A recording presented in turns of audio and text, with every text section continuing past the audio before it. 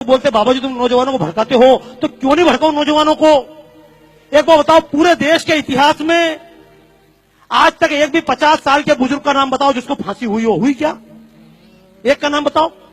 ये दिल्ली में बैठकर चिल्ला रहे हैं, बाला साहब पे भी चिल्लाएंगे, नरेंद्र मोदी भी चिल्लाएंगे, इन पे चिल्लाएंगे, संघ पे चिल्लाएंगे, ये सांप्रदायिक हैं, हमने देश को आजादी दिलाई। पर मैं चैलेंज करता हूं पूरे देश के और पूरे प्रदेश के, शिंदे साहब से सोनिया गांधी से लेकर यहां के मुख्यमंत्री तक, एक कांग्रेसी का नाम बताओ जिसको फांसी हुई हो। मैं चैलेंज कर रहा हूं भाई साहब। मैंने तो आरटीआई पूछा, पूरे देश में तुमने देश को आजादी दिलाई, लेकिन एक कांग्रेसी का नाम बताओ जिसको अंग्रेजों ने फांसी दी हो। अंग्रेजों ने केवल लाठी नहीं खाई, डंडे नहीं खाए, केवल मक्खन और अंडे खाए हैं। लेकिन समस्या है, इस देश का नौजवान भगत सिंह क्यों नहीं बनना चाहता? इस देश का नौजवान शिवाजी क्यों नहीं बनना चाहता? इस देश का नौजवान फांसी क्यों नहीं खाना चाहता? नौजवान को गाली देना आसान है, लेकिन कहूंगा दोस्तों, पूरे जीवन में महात्मा गांधी ने कभी एक डंडा खाया? बोलो हाँ या ना? नहीं खाया। जिन्होंने पूरे जीवन में डंडा नहीं खाया, उनके नाम से हमने 1 से लेकर 1000 तक के नोट चलाए, लेकिन जिस भगत सिंह ने फांसी खाई, उसके नाम से हमने 100 का नोट का चित्र नहीं छापा। हमने शिवाजी के नाम से 50 का चित्र नहीं छापा। और सांप्रदायिकता की बात नहीं है, ये शिवसेना के मंच से खड़े होकर कहना चाहता हूं इस बात को, अशफाक उल्लाह की कुर्बानी भूलना हम पाएंगे।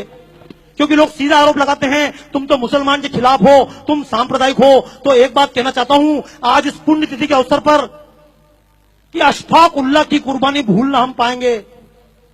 जब अशफाक उल्लाह खान लड़ रहा था आजादी के मैदान में, तो मुल्लों ने समझाया था, कठ मुल्लों ने, अरे अशफाक क्यों इसके लिए जान देते हो, तुम तो मुसलमान हो। तो अशफाक उल्लाह खान ने कहा था, कुछ आरजू नहीं है, बस आरजू यही है, रख दे कोई जरा सी खाके वतन कफन में।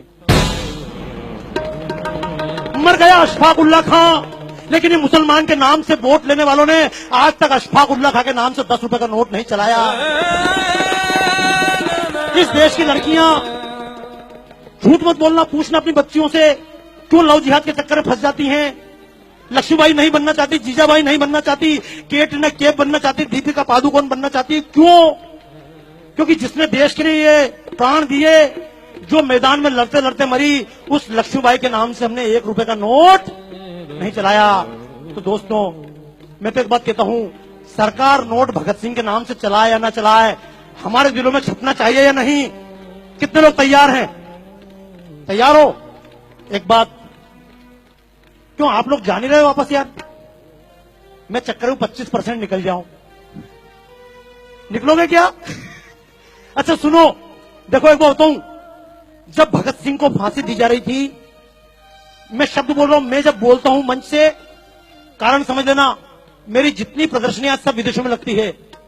राजू निवल जी से बात चल रही थी, बाबा जी आपकी प्रदर्शनी लगाएं, तो मैंने कहा मेरी प्रदर्शनी भारत में नहीं लगती। बोले क्यों नहीं लगती है? मैंने कहा जब भारत में कोई बात बोलता हूं तो लोग बोलते तुम सांप्रदायिक हो, और जब अमेरिका में खड़े होकर बोलता हूं तो लोग बोलते बाबा जी आपने हमारी आंखें खोल दी।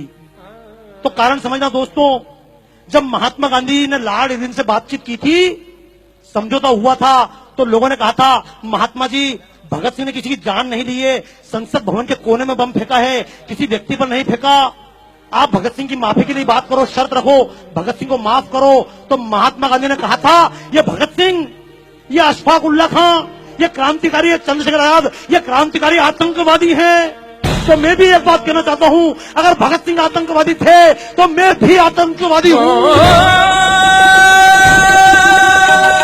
और ऐसे आतंकवादी देश के कोने कोने में पैदा करना चाहता हूं। क्यों? अगर भगत सिंह की तरह आतंकवादी देश में पैदा हो जाए, तो अफजल और कसाब जैसे आतंकवादी दिखाई, तो बोलो देश के नाम पे आतंकवादी बनना चाहते हो? अभी तक लोग मजहब के नाम पे आतंकवादी बने, जातियों के नाम पर आतंकवादी बने।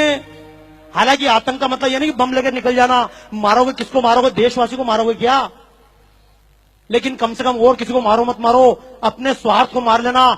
जब कभी वोट देने जाओ तो जाति देखकर वोट मत देना।